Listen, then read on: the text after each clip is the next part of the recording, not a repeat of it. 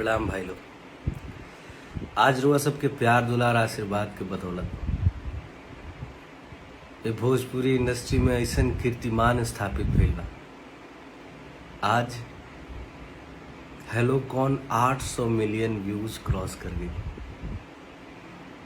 ये प्यार खातिर रुआ सबके बहुत बहुत धन्यवाद, बहुत बहुत धन्यवाद। वैसे तो आज जश्न के दिन है, लेकिन थोड़ा तबीयत नासाज भइला के वजह से हम घर पे ही बानी, घर से बाहर नहीं निकल पावत।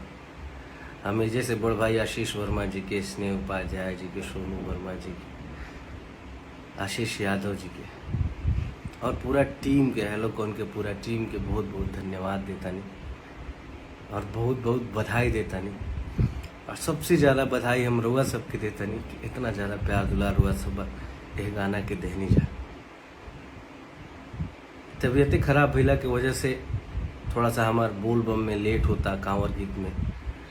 हाँ, मगर जौन भी रिकॉर्ड भइल बा वो गाना आई रुआ सब। काल एगो गाना रुआ सब के बीच में आवता, रितेश पांडे ऑफिशियल से चीलम चरक रहा है, ओकरा के प्यार आशीर्वाद दें जा और भगवान से प्रार्थना करें जा कि हम जल्दी ठीक हो जाएं तो जाके आगे के गाना और सब कांवर गीत जौन बा रिकॉर्डिंग करके, शूटिंग करके रुआ सब के बीच में लेके आई।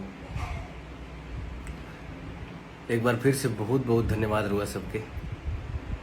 और हम रुआ सबसे रिक्वेस्ट करब कि ऐसे ही प्यार दुलार एक बारी और झोंकी जा आ हेलो कौन की 1000 मिलियन तक लेके जाए जा, ताकि भरी हमनी के जाके सीना ठोक के कह सकी जा कि हमनी के भोजपुरियो इंडस्ट्री में 1 बिलियन के एगो गाना बाटे।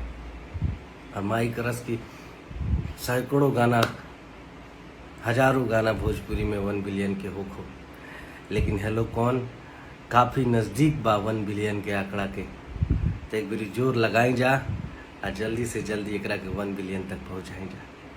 बहुत बहुत धन्यवाद भैया लोग, प्रणाम।